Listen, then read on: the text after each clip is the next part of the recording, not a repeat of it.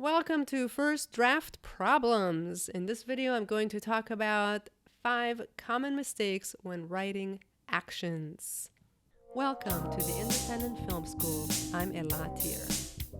The most common mistake in writing actions is that they are way too long. Woo! Too long. And when people see big, bulky paragraphs in a screenplay, they just assume it's a new writer who doesn't really know how to write a screenplay. So don't be that guy. In a screenplay, three lines in a paragraph is really long. That's a long paragraph. So if you have more than 3 lines and you've got several of them, no, you want lots of white space on the page. On average, an action line in a screenplay is 1, maybe 2 lines. Mistake number 2 is related to mistake number 1, and that's where the writer tries to stuff in a lot of details and descriptions into the action lines. So this is not prose, this is not a novel. This is really a blueprint. A screenplay is a blueprint for the film that someone is going to make. So you don't need to step in as the art director and be like, and then there are empty beer cans, and there's empty pizza boxes, and there's dirty socks, and the paint is peeling, and there's this brown cabinet that's really scratched up, and the upholstery on the couch is very old. This is a couch they found outside, and oh gosh. Just tell us it's a dump and have the guy kick off the empty beer cans on the coffee table that's made of a crate. And we'll get it. The art director will know what to do with the rest. You only bring up that scratched up cabinet if it's involved in the story. It's very important to the story that we pay attention to that cabinet, and then you give it its own paragraph. A cabinet scratched up towers over him. Next paragraph. Paragraphs are that short. But when you're describing an environment, just give us a couple of things, a couple of details that will make it possible to extrapolate the rest, and we'll take it from there. The director, the art director, you don't bog down a screenplay with those descriptions. Third common mistake are actions that are just unclear. We're reading it and it's making your brain hurt because you can't figure out what's going on. All of a sudden Samantha is talking and you're like, oh wait, Samantha was in the room? And wait, how is he reaching for the fridge? Oh, they were in the kitchen? I thought they were in the living room. Wait, how is he pulling out of the driveway? Are we outside now? Ah! So you want to do all the work for the reader. Your reader is not going to like you if you make them work really hard, and they have to slow it down, look back, figure it out. Where am I? Who is in here? What am I looking at? So make it super clean, clear, streamlined. Just tell us, what are we seeing on the screen? What are we seeing? And if you're a new writer, I highly recommend share a couple of pages with someone and ask them if it was a quick, easy read and if they were totally clear about what's going on. I often see things like, she waves a knife around, and I'm like, where'd that knife come from? Did she pick up the knife? If that's so, you gotta tell us that. Unless it's a surprise that she's had a knife all along, and then make it a surprise. Whoo, she waves her arm. There's a knife in her hand. He's startled. He didn't see it coming. So make it like it's a surprise that she had a knife in her hand. Make it really easy for us to know exactly what we're looking at when we're looking at the screen. Mistake number 4, speaking of what we're looking at, is that the cool thing about screenwriting, the cool thing about this medium, what I love about it so much, is that you are only relegated to 2 senses. What we hear and what we see. Those are your only 2 senses. We can't hear people's thoughts. We don't know what a place smells like. We don't know what a certain thing feels like. On the page, you're only telling us what we see and what we hear. And the skill in it is to evoke the other senses through only sight and sound. So if somebody walks into a smelly room, you can't write in the screenplay, he walks into a smelly room. you know, there is an error, there is a margin for error, and an actor will know that the audience can't smell the room, and so he might react to the smell. But you could make their job easier and make the reader's job easier, so they can really experience the movie. So what you might do, instead of saying he walks into a smelly room, is he walks in and instantly covers his nose. It's painful, in pain. It's painful to smell the room, or something like that. Or he walks in and winces looking at the moldy something. So we know he's smelling something. So show us and sound us, okay? And very important along those lines, and also in terms of clarity, you can only tell us what we hear and what we see.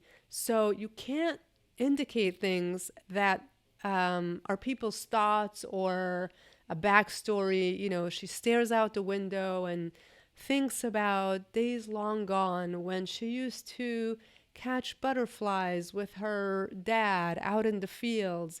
We don't know any of these things. We see a woman on the windowsill. So this is, again, one of those things where you employ sight and sound to evoke those things. So if we had an earlier scene where her father gave her like a butterfly catcher, and then we see her handling it, we know she's thinking about her father. Or if her father gave her a necklace with a yellow Lego on it, and she's playing with the yellow Lego, we know she's thinking about her father. But in the screenplay, you're not going to tell us that. You're just going to say she plays with the yellow Lego necklace that her father gave her, assuming we saw him give it to her in a previous scene. Okay? Only what we see and hear. Don't tell us thoughts and, he walks home really upset because he lost his job that day. We don't know. We just see somebody walking into his house.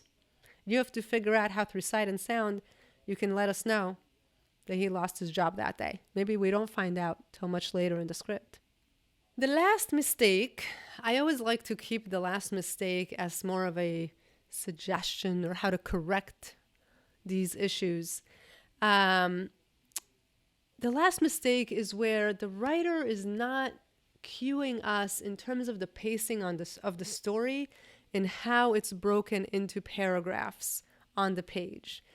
So where things go in your paragraphs, tell the reader about the pace in which the story unfolds, right? So for example, if the scene says she barges into the bar, beelines over to the counter, grabs a bottle, grabs Bob in a headlock, smashes the bottle, and holds a shard to his neck. Next paragraph. That insinuates, a continuous motion. All of that happened, right? Boom, boom, boom, boom, boom, boom, boom, boom. That's one scene. Very different scene if it's written like this: interior bar night. She walks into the bar. Next paragraph. She surveys the room. Next paragraph. She walks towards the counter. Next paragraph. She grabs Bob into a headlock, grabs a bottle, smashes it, and holds a shard to his neck. That's a very different scene, even though the words are more or less the same. But how I broke the actions down into paragraphs, and again, in a screenplay, a paragraph is usually one line. How I broke the actions into paragraphs indicates a very different pacing. So make sure to cue the reader into the pacing of what we're seeing on the screen by how you break it down. Did I say 5 mistakes? I meant 6. I just thought of one that's very common. I got to throw it in here. And that is where either nothing is emphasized or everything is emphasized. And when everything is emphasized, then nothing is emphasized. So make sure when you are showing us actions on the page that you get really choosy about which object or which moment or which gesture is the one we should pay attention to. That's the turning point, or that's a big important beat in the story, right? So they could walk along the street, he makes a joke, she laughs, they try to hail a cab. Next paragraph, she notices his shoes. Next paragraph, the cab comes, they go in, her mood has suddenly changed. We know those shoes were an important beat. right? But if the shoes got just thrown into the middle of a paragraph, or she was noticing all sorts of things, none of it would matter, and it would all be kind of bogged down, and we would be like, why are you telling us about his shoes? So paragraphs in a screenplay, they don't need to follow grammar. You can have a single word on the page, can be the entire paragraph, and pull out for us as a reader those objects or moments that should be emphasized so that we can really experience the story and we feel like we're watching the movie. All right, now let's look at a page, and I'm going to trim it down for you and bring in some pacing. Okay, so this is what overwritten actions and descriptions look like. When a reader opens a script and sees a page that looks like that, the script automatically is dismissed. So you don't want to do this. So dense. Your reader is just going to flag it as being written by someone who doesn't know how to write scripts yet. So let's fix it up. I'm going to read it super quick. It's going to be a boring read because it is overwritten. Interior living room day. Jonah lays around on the couch feeling lazy and sleepy. He doesn't know what he wants to do with his day. Should he take a walk? Should he eat more donuts? He does like donuts. Or should he get off the couch and get his work done? He doesn't know. Jonah rolls over and closes his eyes. Let me pause here and first point out the fact that everything here that I'm highlighting is not something we can see or hear. He doesn't know what he wants to do with his day. Should he take a walk? Should he eat more donuts?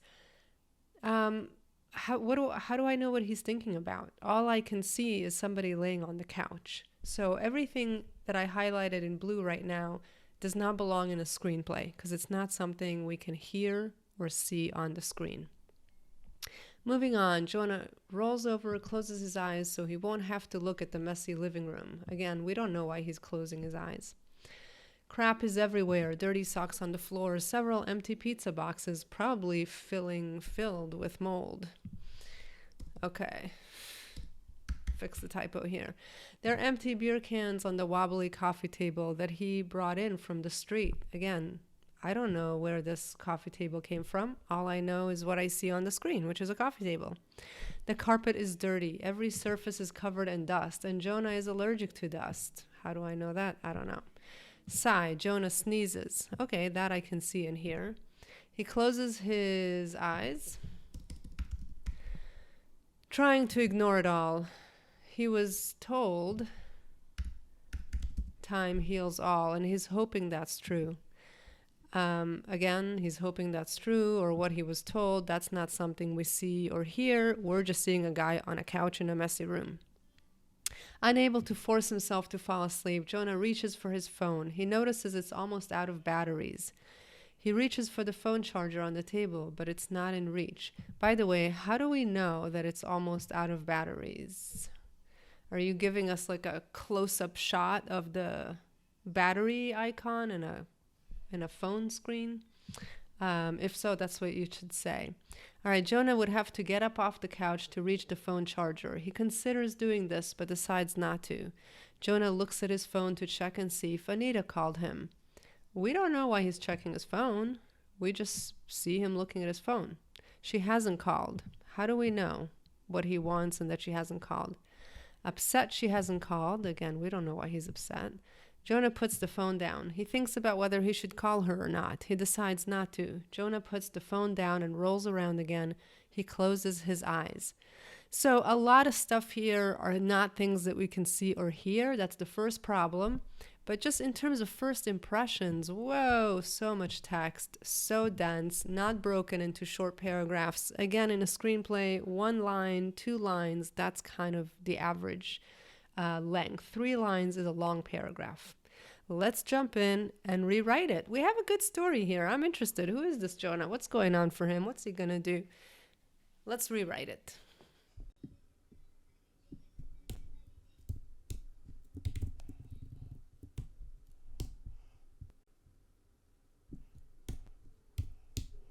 Little pro tip here. We have all these details about what's in the room, what the room looks like.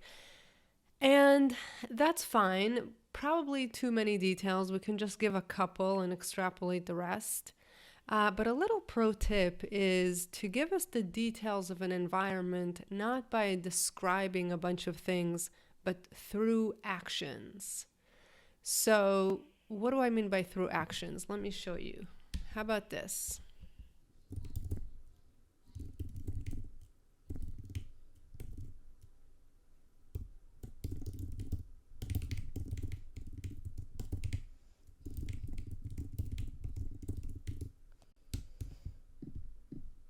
So I very economically described the room, but notice that I'm doing it through actions. Jonah reaches for a beer can. It's empty. He tosses it on top of the empty pizza boxes. So I snuck the empty pizza boxes in here and the empty beer cans, but I'm doing it through action rather than giving me a long laundry list of all the things that are in the room. Okay, let's keep editing.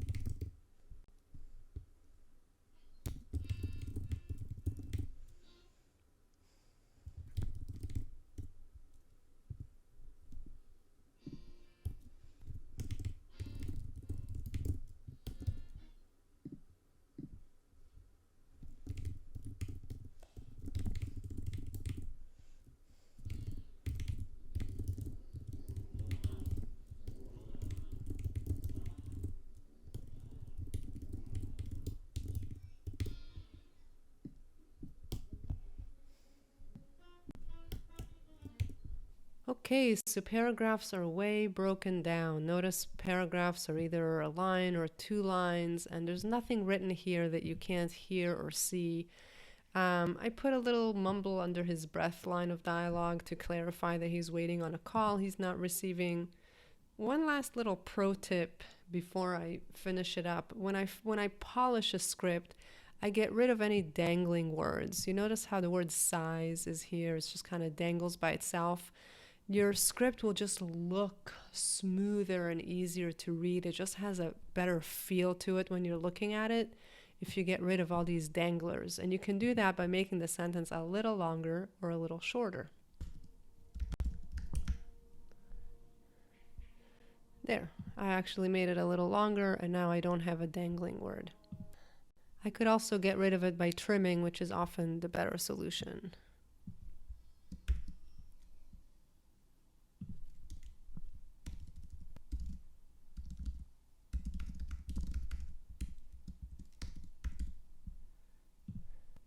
There. I love getting rid of dangling words because it does force you to trim what you wrote. And I only get rid of dangling words in actions and descriptions. I don't worry about them in dialogue blocks. Okay, happy writing. You've subscribed to my channel. You love these videos. It's time for that 90-minute masterclass where I help you eliminate writing blocks and arrive at your best screenplays. Join me at theindependentfilmschool.com. Link is below, and I'll invite you to my training. It is absolutely free. I'll see you there.